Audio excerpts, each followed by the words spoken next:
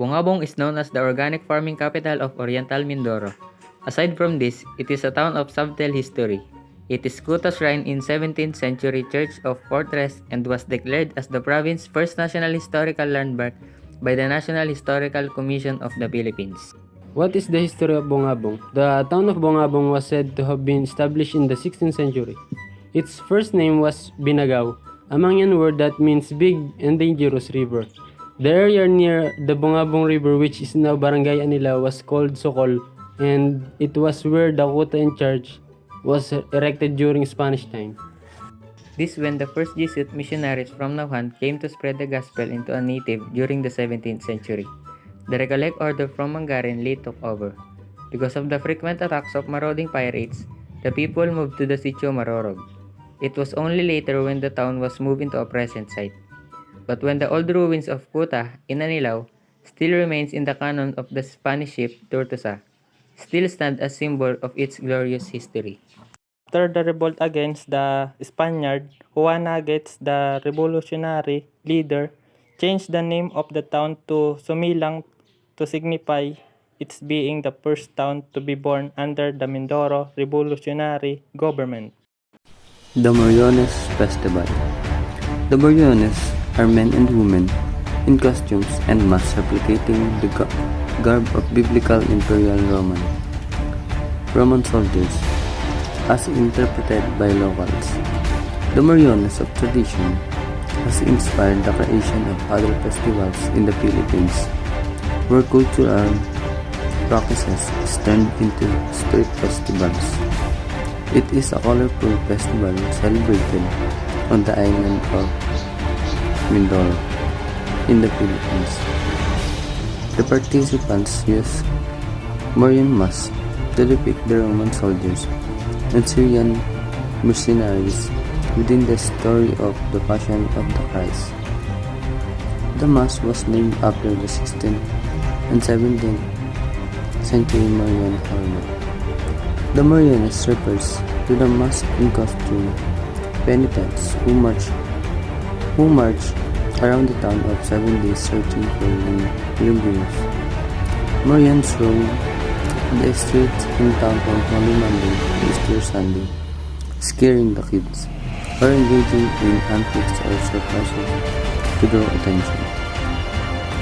This is a religious festival that reenacts the story of Saint Longinus, a Roman centurion who was blind in one eye.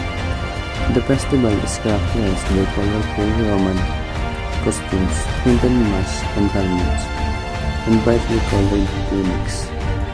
The various towns also hold the unique tradition of the pabasa or the recitation of Christ's Passion in verse. Then at 3 o'clock on Good Friday, the Santo Sepulcro is observed whereby old women exchange verses based on the Bible as they stand in wait of the dead Christ. One of the highlights of this festival is the Via Crucis, an enactment of the suffering of Christ on his way to the Calvary. Men and pigs suffering upon themselves by weaving their backs, carrying a wooden cross, and sometimes even crucifixion. They see this act as their form of atonement for their sins. This weekly celebration starts on Holy Monday and ends on Easter Sunday.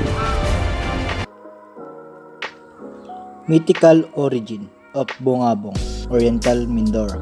Several articles were written on the history of Bongabong, but not one could be officially considered.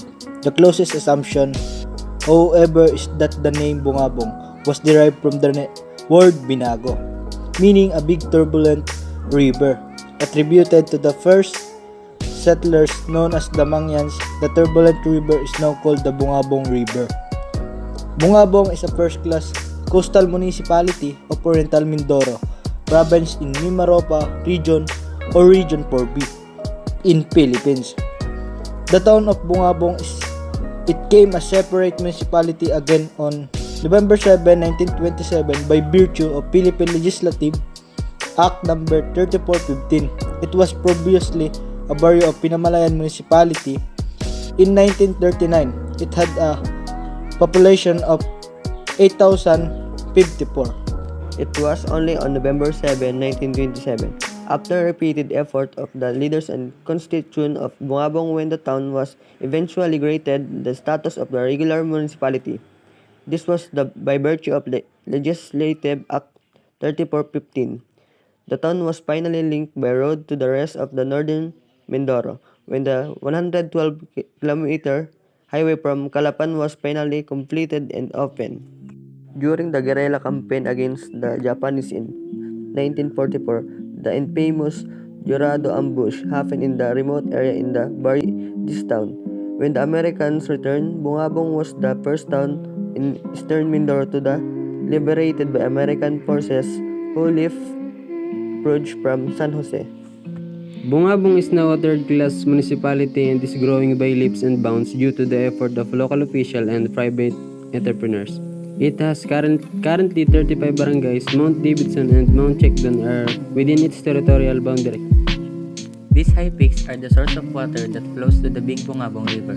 It's used to be called Sukol River. Its black and gray beaches that stretch from Labasan all the way to the Masagisi provide scenic vista to nature lovers. The total land area of Bongabong is 49,824 hectares. Its patron saint is Saint Joseph and fiesta is held on March 15. One of the tourist spots in Bongabong is the Kota Shrine, the ruins of Kota Church in Anilao. Bongabong are the remnants of 18th century church. At that time, it is the place of worship and a walled fortress against Moro invaders.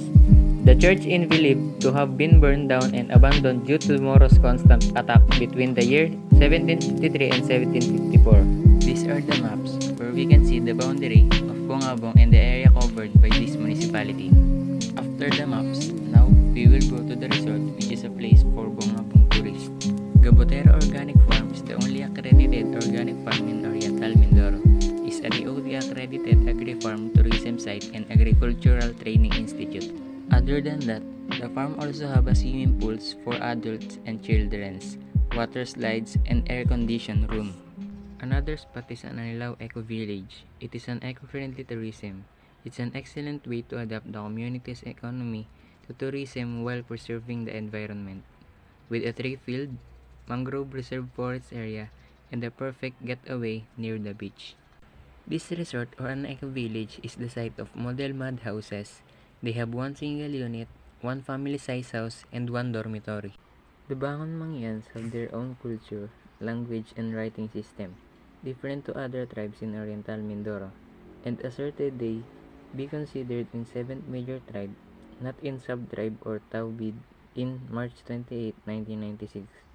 Meeting in Buhid Mangyans or Oghom Liguma, they decided to accept the word Bangon for their tribes. Sulyog Festival. The name Sulyog is a combination of Mangyan term Suli, meaning banana, and the Tagalog word Niyog for coconut. Said products are the main agriculture crops of Bongabong, presented in a street dance. Sulyog Festival is the culmination of Thanksgiving rites in honor of the town patron saint.